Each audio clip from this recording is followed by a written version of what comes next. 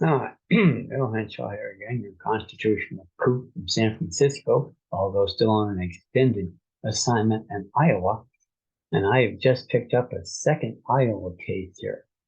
And this may change the equation for all of us because this one is ready to have some claims sent in to official actors in Des Moines and couldn't turn out to be a big settlement here because my friend, who incidentally is black, and this may be an ongoing thing here, blacks and whites working together.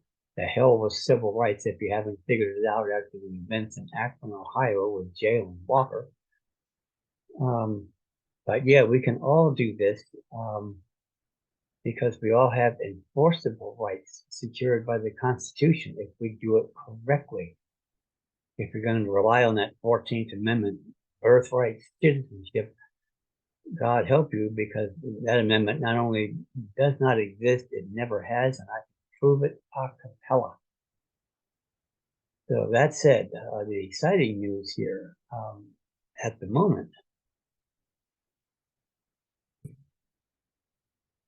is that this one could not only be a big settlement here, given the facts of the case, and I'll talk more about that on another video, but trust me, the usual boilerplate BS that goes on across the country. Only this one involves a murder conviction in which the kid almost certainly didn't do it. The evidence wasn't there.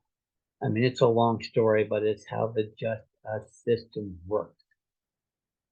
So if that happens and we make it work here, that's going to add a lot more leverage to my first Iowa case that I've been here 3 months on already, and may hasten the settlement on that one too. And these are both very likely to be 8 figures to the left of the decimal point, and maybe considerably so. That part remains to be seen. I'll have a good chunk of that coming in, for my efforts, probably about a third in both cases. And if this happens and we get, especially with both of these cases coming in, now part of the deal is we tell the perps that we get a name and a phone number, and other people that want to call can ask you, and you say, yeah, they claimed and came and made a claim, we settled it. Meaning that I'm good enough to whip their ass and even what looks like a civil rights action ain't. And they know it, and they can't roll the dice because now we're the ones rolling the loaded dice. That's how good it is when you know your rights. I wish I had known this 50 odd years ago coming out of high school. Life would have been a whole lot different.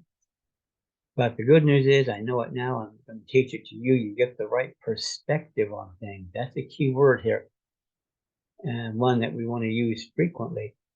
And we're the ones in the catbird seat here. In other words, our ancestors ordained and established this Constitution to secure the blessings of liberty to ourselves and our posterity. That makes the relationship principal and agent. We tell them what to do. And the U.S. Supreme Court, the justices now know exactly what I'm talking about. Now, with the 14th War Amendment, which doesn't exist, all there is a subordinate corporate citizenship, which was carefully concealed from any and all people who ratified it. And it gets a lot worse than that, as you'll learn. By the way, to get information, send me an email, uwinandcourt@gmail.com. You'll learn all about this. And I know it a cappella off the top of my head, 230 years of American history. And that's a big part of the investment portfolio I have. Because even if we file what looks like a civil rights claim, it won't be. It'll be a common law trespass viet armis. And the Supreme Court knows this as well as I do. They're going to have our backs here.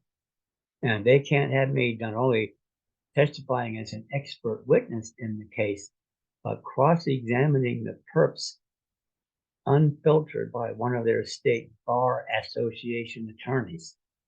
That never happens. It'll take the jury about 60 seconds to figure out who the hell knows the law and who doesn't. So this is a leverage and then some. And a lot of this could develop now before the end of the summer. I was wondering in the time frame wise.